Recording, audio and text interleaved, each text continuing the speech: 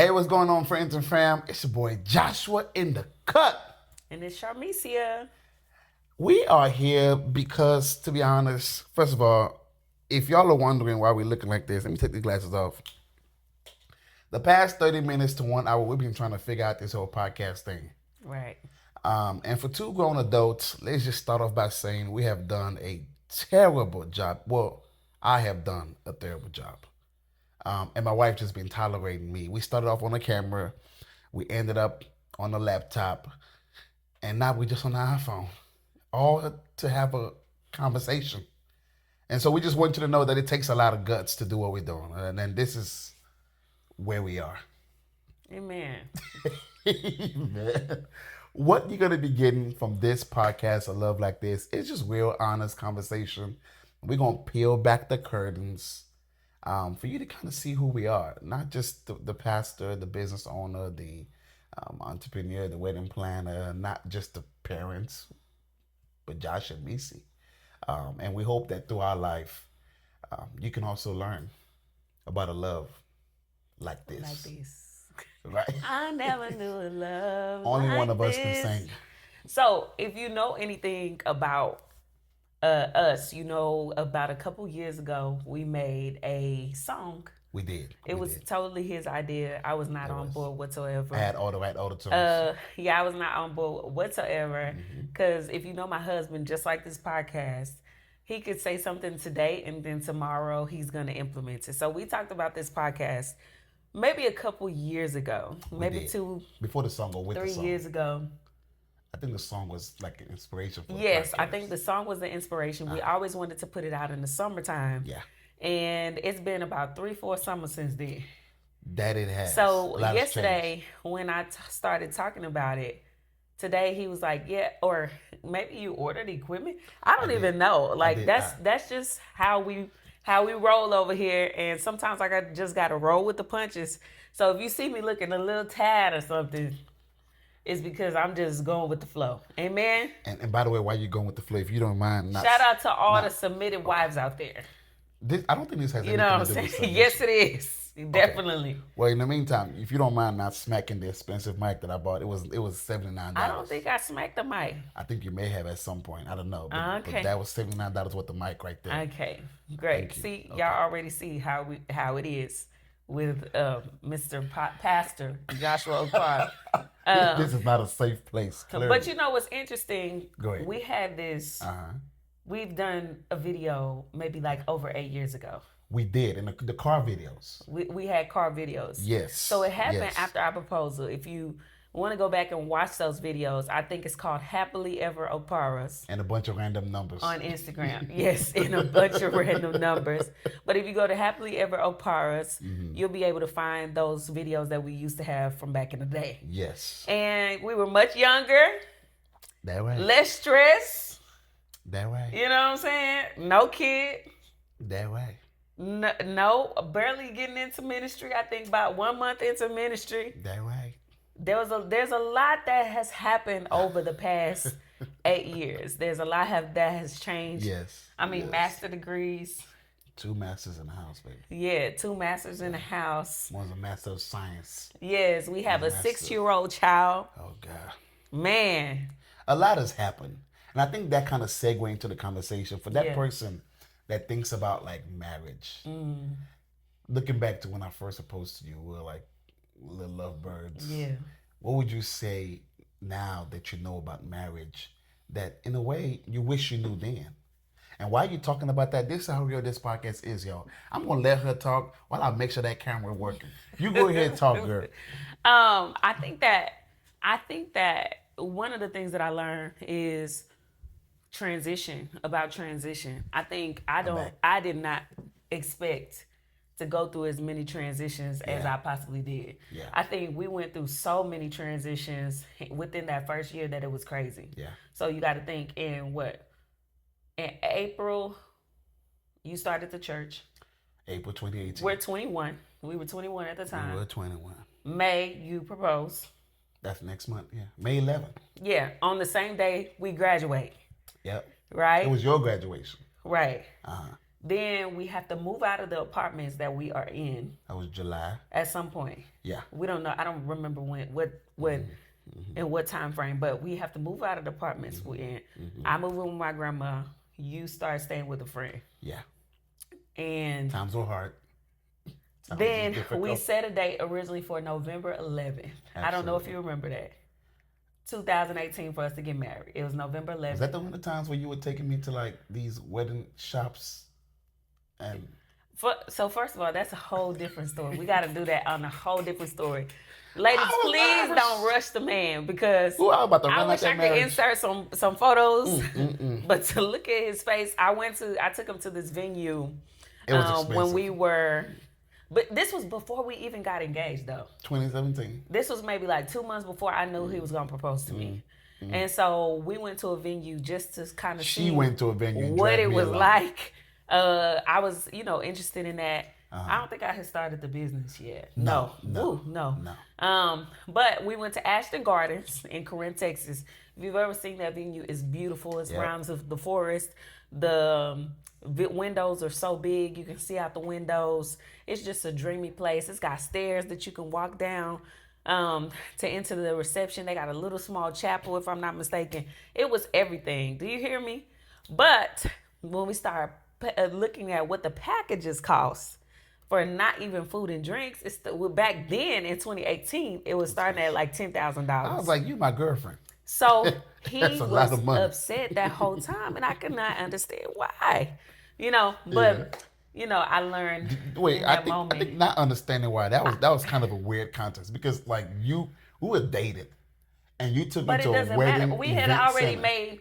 So no, but we had already made a commitment the year before that this was what we're going to do. As boyfriend and girlfriend. So why not? And she took me to a place with thousands of dollars, and I was like, that is not my wife. But I lied. And here we are. Wait, you said you're not my wife? You said I wasn't your wife? Well, I thought it in my mind. When? Because them thing was expensive, and I was like, I thought you had expensive taste. So you thought that for real? Well, not for real, baby, but kind of like almost for real. Okay. Anyway, but all right. So yeah, that happened even before then. Yeah. So running back, I think I was at August. We had to move out or something like that. We had to move out in July. Yeah. Last week of July. Whatever. I moved with my grandma. You're with your friend, and then eventually you called me. I'm at my grandma. Then. Yeah, then another I'm thinking of a season. Oh. But it was another season of the church. It was starts fall because it's fall. Mm-hmm. Kids start coming back to school. Mm-hmm. They're passing out flyers, so these kids are now coming in. Oh man! We started to flood the chapel. So the Gooseby Chapel. That's a whole nother. Gooseby Chapel. You keep talking, girl. Let me see what's going on. There's Gooseby so many Chapel. Things that are going on. So anyway, I literally. So that's another season of the church. So we far, had a mega church. The church is pretty members. Small. Yes, 12 members. But then the college students start coming in because we're based on the campus. Yes. So that's a whole different realm. So I'm singing worship at that particular time. I play we got so many videos to be able to go through this stuff. So, I was not a good drummer, but I played the drum one time. Yeah, and so we're just figuring it out, right? Yeah. And then he calls my phone and he says, I really feel like our next move is getting married. That was September? I told y'all. I literally just told y'all how he been. This cadence, where we just start the podcast, where he just writes a song and says really we're gonna sing it. When you put it like that. It doesn't matter. Okay. He's just spirit led like that. You know what I'm saying? Sometimes the borderline impulsive. Wow. I kind of have to decipher and discern between the two. But for the most part, I feel safe. It's all right. Okay. It's all right. Go ahead. But it's not a bad impulse. It's always good, and I think it pushes. I would say it pushes me to a different level.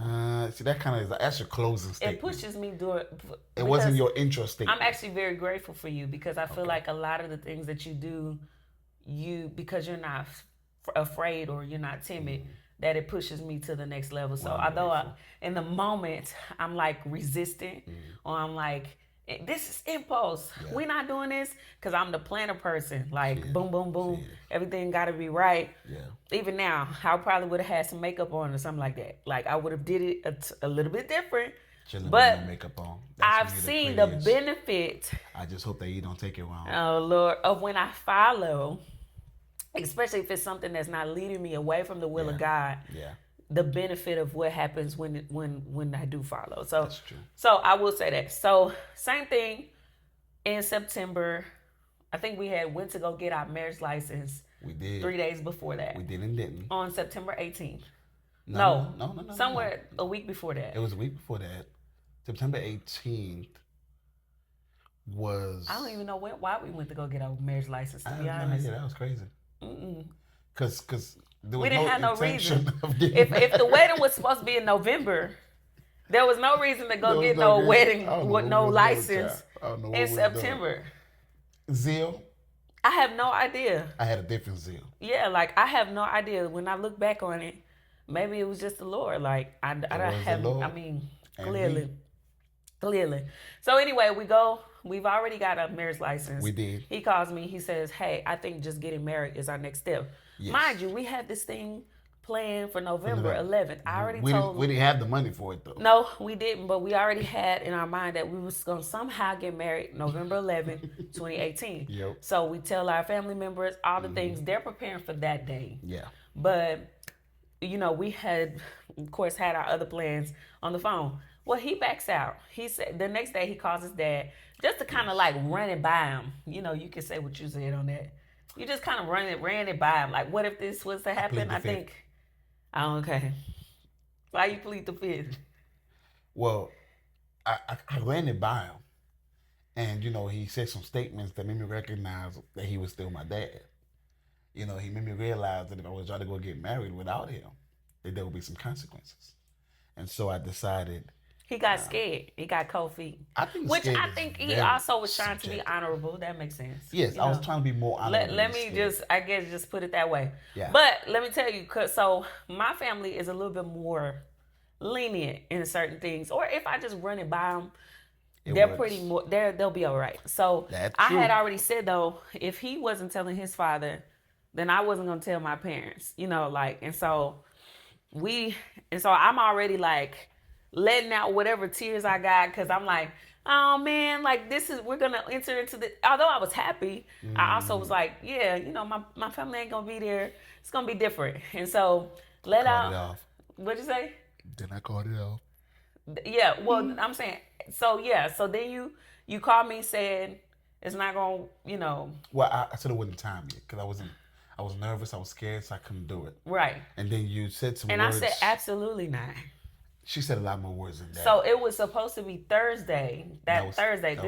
We talked on Wednesday. It was supposed to be Thursday. Mm-hmm. And so he called me back the next day on Thursday or something like that and said, no, we should just wait. My dad's not on board. Mm-hmm. And I was like, no, I already made up my mind. It sounded a lot sweet when you're saying that right now than back then. I said, I already made up my mind and this is what we're going to do. And she went off on me. That's really what she's not. So lo and behold, we went to the Denton courthouse on Friday. On that Friday, and we got married on September 21st. After being cursed out. No, I'm kidding. I did not curse him out. I don't even cuss. She did not cuss me out. But after being went off on, I decided that we had to go. So, but now that seems like I pressured you, when actually you were the one who introduced the statement, and then you reneged, as they used to say. You went back on the statement. I think for me to become the diamond. You pressured me to marry you. But the whole point was he felt like this was a God move. Yes, he felt like because at the time we didn't have no job now. That we were 22 years old, right? We had just turned 22 in August. We got a job the next week after that. Right. So we didn't have a job. We didn't have a place to stay. No. That was crazy. This sounds really bad the more we talk about it. But it's okay. It's a part of our testimony. It's a part of our testimony. Don't worry about it. It's on the podcast, but don't worry about it. Yeah. it's a part of our testimony. Uh-huh. And so we end up getting married. And we go to the courthouse. And I think that's really, we went to the Denton courthouse. I knew I did not wear a suit for that wedding. You wore a white button down, a tie, and then a brown khaki pants. Remember the brown jacket that I had? And a brown jacket. Yeah, and I borrowed a dress from my friend Makayla and her mama. Shout out to Makayla and her mother. YahwehBomb.com. Here's the part of the testimony y'all did not get that I'm going to go ahead and spill the beans. I borrowed $60 to get married to you. Because that's how much it was to get married to you. I had to get the money on Cash App so I could use my Cash App card. Right. I got the side to Russell. Russell gave me the $60. After we did that, we go to Chase Bank in Denton to take her, was it 182? No, there was like $69 in there at the time. I think, no, 150. Yeah. She had. It started with 69 because my grandma gave me this jar of coins. Granny, I don't know if you remember you giving me those jar of coins. Thank you, Granny, for the jar of coins. But yeah, you started me off before I went to college. And then I kept putting them in, coins in there over time. And so by the end, we're at the end of college. Yeah. I have more coins. 150 to be exact. Somewhere around that number. We go to Chase Bank. I'm thinking we're about to go to the Motel 6 to worship. Since we just got married. To what? And so we get into a condition called Poe. Because I go in there, you in the car. I think we drove 2 separate cars because we had to get married. Like you came from your granny house and I came from my friend's house. So we took 2 cars to the Chase Bank. So she's in the car, I went inside. And my plan. And he in there for a while. I'm like, what is going on? Like, I was just trying to get him the coins so they can put the money in my bank account. But they told him he had to count them and put them in those little rolls. Y'all remember the rolls that you put the coins in? And so I go in there and I'm like, you rolling coins. Like I took a picture. It was bad.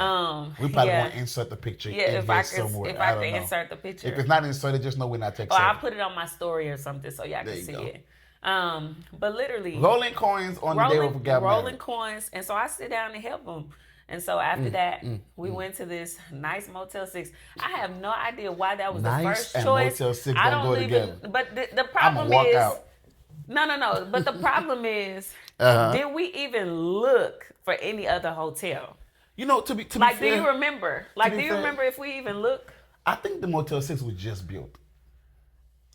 It was nice. It was nice. It was nice. It was nice. It was nice. Some older person. I feel them judging us right now. I feel some judgment. No more. I feel some judgment coming from some of my older saints because y'all didn't have to do that.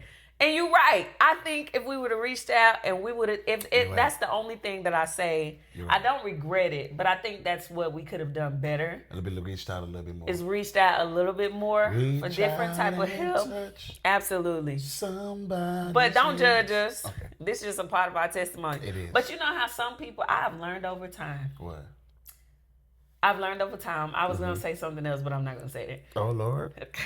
That people will create a testimony. Without exhausting all options. My God.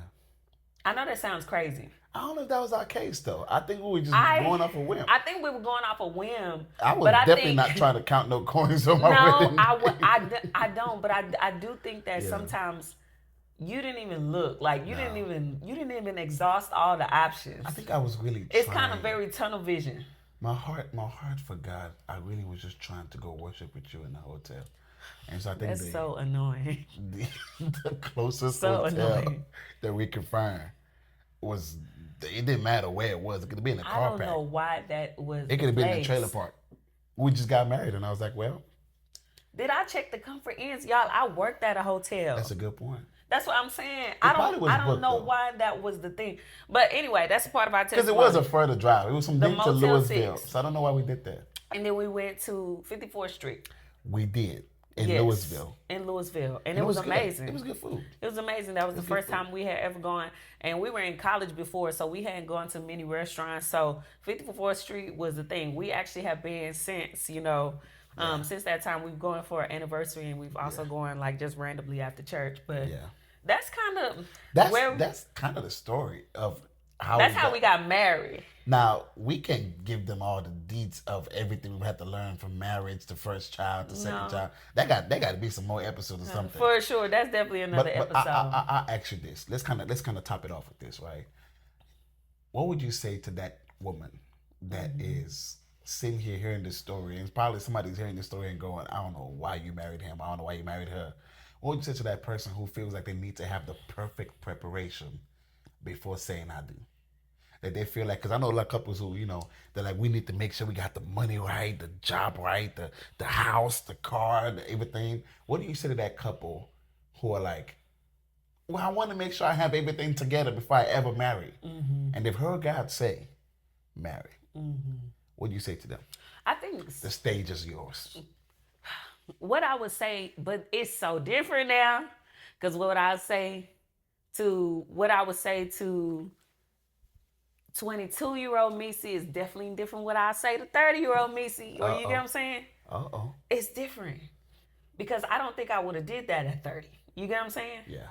I wouldn't have done that at 30. Yeah. Because certain priorities. So I don't know if we're going to have a 22-year-old audience, or people who are 30 plus, but I don't think those are the same, values and stuff. No, so I think it is what you value. Yeah. And I think it's always having the necessities. Because you don't want to go starting a marriage in a level of struggle. Yeah. I think for us, we were willing to be in a certain place of struggle because we were in college. Yeah. We had already kind of struggled in a sense. We had jobs, lost jobs, had to quit jobs to finish school. Yeah. Like we had already been through a lot of things in our courtship, and our courtship is a big part of our story, which maybe we'll talk about that on a different episode. Mm-hmm. So I think basically have your necessities together. Yeah. There's so many times you want to get to these levels and these certain heights, and I understand ambitions, and I understand wanting to have everything together. But I think the basics, and ask God what the basics are. Yeah. Because sometimes we can go beyond even what God wants for us, and then that begins to be greed. You know what I'm saying? So you have to ask the Lord, what's the basics? What's the necessity? What do you want me to have? Yeah. What's going to put me in the best position for me not to struggle? Yeah. For us not to start this marriage off in struggle. Because the thing about it, babe, is people lose jobs all the time. It's true. So you can go in with 6 figures. Both of y'all go in with 6 figures. And then imagine those people who got hit in the midst of COVID. Pandemic. You lose it all. Like somebody lost a job. So you have to go back to values. You know what I'm saying? But of course, if I could encourage somebody, yes, try to go in with the job, go in with the car, go in with all the things that are necessities, because that's a part of what you bring to the table. Yeah. Don't come to the table empty-handed, if you know what I'm saying. Don't just come to the table with ideas and no money, because, how y'all gonna eat? But at the same time, it's knowing too that we saw people lose jobs. Yeah. We've been without jobs. The job that we had, that we talked about, we had for 3 months. And then we had to figure something. It was a contract job. And so then we had to find something else. Luckily, he found another job, but I didn't find another job for a while. And so, but basically we went back to our values. We went back to us just loving each other, and love is not everything. We'll just talk about that another time too. But it's a big proponent of it. But I think it's just making sure you have the minimum and seeking God for what the minimum looks like. What would you say? I know that may, but that may not have helped as much as it could help somebody. I think it helped. It was a lot of help. I don't know if I didn't say anything else. No, I mean, what do you think? If you could look back, and we did go through a lot of struggle. Do you feel like the struggle was necessary, or it could have been avoided? I think every struggle can be avoided. I really do, especially in the day and time that we're in. If I can go back and talk to the young boy, it's a lot of different mixed feelings, I would say, right? Because one aspect, if I had listened to my dad, they wouldn't have got married at the time we got married, right? That's true. Now, we probably would have been more set up also, right? I think that number one is, what did God say? What did God say? Number two, God's word does not override his wisdom. And so there were some things that we did that flat out was just not wise. And it had nothing to do with God, right? It was young. It just was young and dumb. And so I think like there has to be a perfect balance of like, I heard God, and God also say, that we should be prepared before we go into anything, right? Talks about how which man would start for war without prepping, which man would build a house without knowing what tools. That's right? good. And so I think like there is the balance of God said go, but before He told you go, what did He say you need to have? And I think that we could have took this to counsel. Absolutely. We absolutely, because in this, I don't want people to think that we didn't have counsel, that we was just out here willy-nilly, whether it was his father, whether it was the 2 sets of mentors that we had at that particular time. Shout out to them. They gave us amazing advice. Yeah. They were supportive of us. We actually walked through, like counseling conversations with them. It wasn't necessarily like, okay, we're going to set this up and we're going to go over this topic, but we had counseling conversations with them. They knew we were going to get married. I think everybody knew we were going to get married. But every time, I talk about this a lot, just to women that I may be talking to, many times we are afraid to go to our counsel because we don't go the right way. So we may go to the counsel and say, what do you think about us getting married? But we never go direct and say, God told us to get married. How can you help us get to our goal? If that makes sense. And so I think that that's how, if we approach counsel, they could have told us, oh, well, let's for the next 3 months, see how you guys can do this. Let's for the next 6 months, give you more strategy. Because in the multitude of counsel, there's safety. And so you wouldn't go in there feeling like you rushed it, or everybody, or some people may be mad, or, you disappointed some people. I think if we would have used the counsel in the correct way, hey, this is what, this is what, because I think your dad was on board. Your dad was on board with us getting married. He knew that we were getting married in, or that in May that you proposed. Your dad knew, our mentors knew, our parents knew, everybody who, like I said, was aware. I think it would have been just taking it to the counsel and saying, hey, we want to get married. This is what the Lord told us to do. Because none of our counsel, because they godly counsel, would have argued with us saying the Lord said. I can't think of one. They wouldn't have argued with us saying the Lord said. But then they said they would have added the wisdom, as you talked about, the preparation that would have put us in the proper placement. So the preparation would have put us in the proper placement, all these P words, in order for us to be able to get married. Oh, I like that. Now look, I think we should stop here. We can stop here. The reason is because I think you don't open up a whole nother can of worm, child. That if we open up that can of worm, preparation places you. I think that's dope. Wait, preparation places you. Go on and drop us a little small sermon right there. Where we're on the spot. What's the scripture? Give us a scripture. That's preacher. First of all, this is supposed to be Josh and Beach, not Pastor Josh. No, but you get a little bit of everything. So what this is not, we didn't even give the caveat of what this is not and what this will be. So preparation places you in the perfect position. Preparation places you in the perfect position. Blicky, I believe.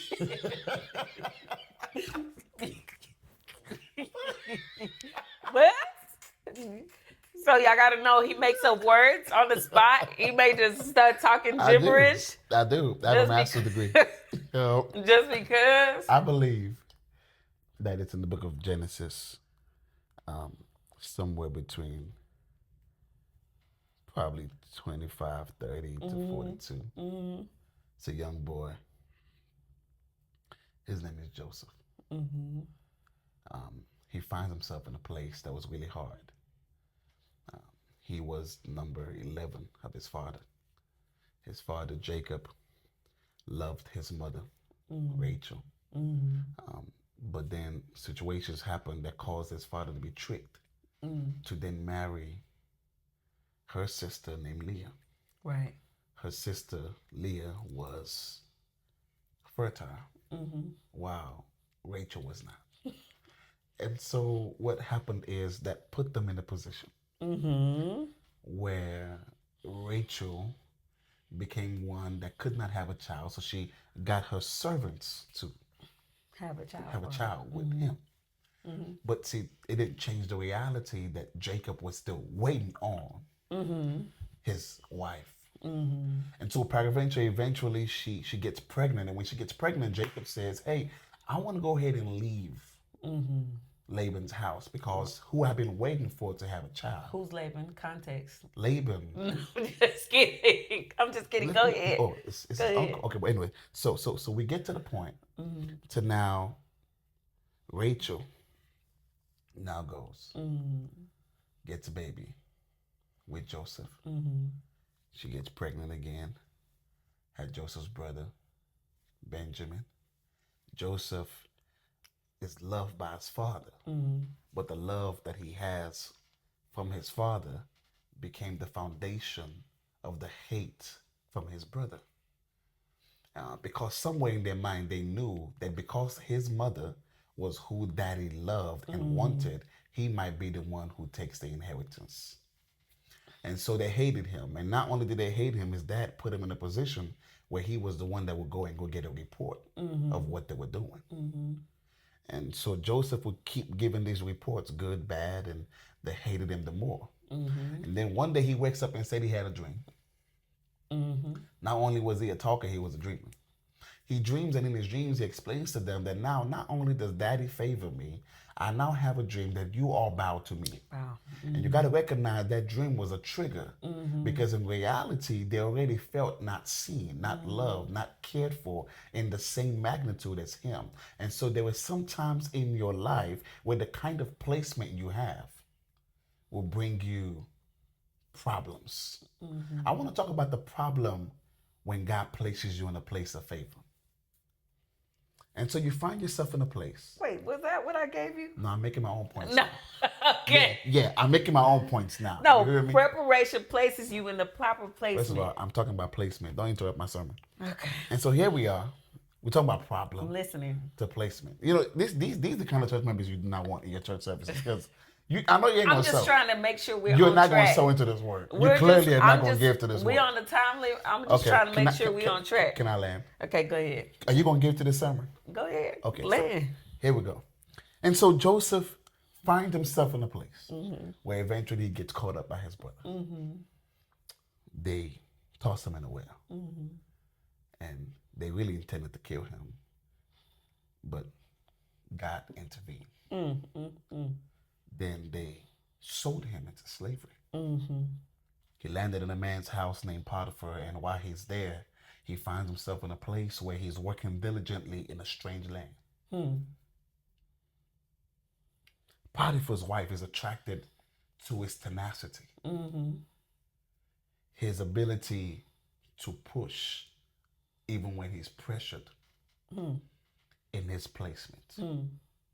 There's some times when you have to push even under pressure in your placement. Okay. So he finds himself in that place, and eventually the pressure of wanting him, of desiring him, turned into perversion.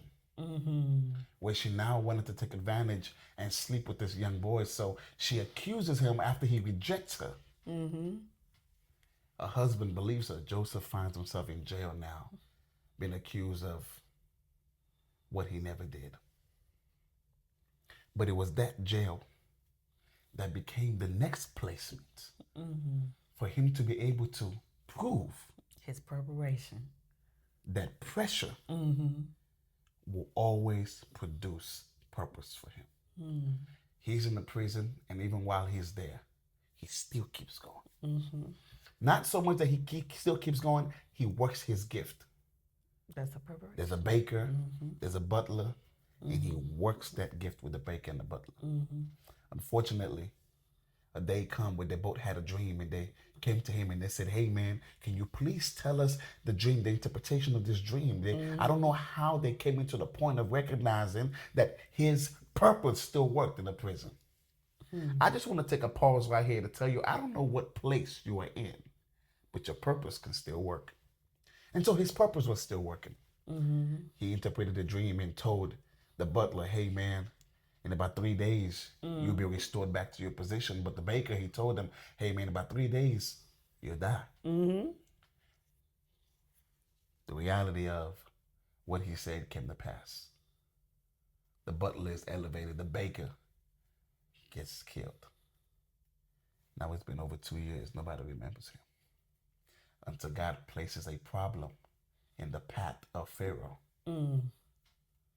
that Pharaoh could not solve, neither could his magician solve. And that problem became the foundational set for Joseph to be placed to move in his purpose. But I wonder what would have happened if Joseph was not faithful in where he was. If he wasn't prepared. He had to be prepared. The rejection shaped his tenacity. The abandonment shaped his fear and grit mixed together. I'm afraid I'm in a strange land, but I gotta keep going. I gotta keep going. And from the prison, from the pit, from parents' house, Come on. all the way, he found himself in the palace. And if we can close here, I just want to tell somebody.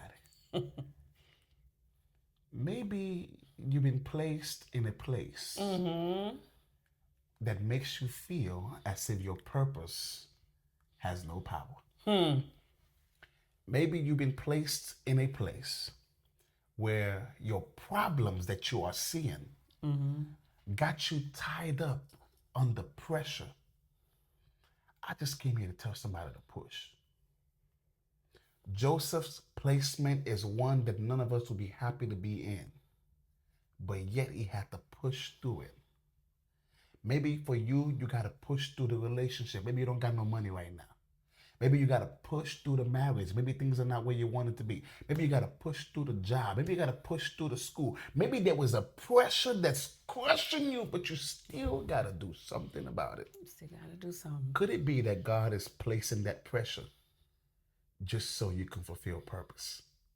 I remember Joseph ended, long story short, he reconciled with his brother. And his brother was getting ready to apologize because they felt bad, they felt guilty. And Joseph said, hey, y'all, it's not even you that put me in this. It said it was God. It was God. You can never have your it was God moments if you're not willing to go through the test moments. Go through the test. And when you are able to come out with a testimony, then you can look back and say, It was God. It was God. As we close this podcast, I just want to tell you, you've heard all kinds of story about the struggle we've had. All kinds of struggle that we've had for the past first 2 years that we dealt with. From being poor to counting coins and counting pennies, to having a 6-year-old, to being in a home, to having cars. And as much as we can tell you how much we cried and how hard and how difficult the pressure was and the placement that we're in and how we felt powerless sometimes, I think there's only 3 words that can sufficiently describe our story. It was God. Amen. See you in the next episode. Bye-bye.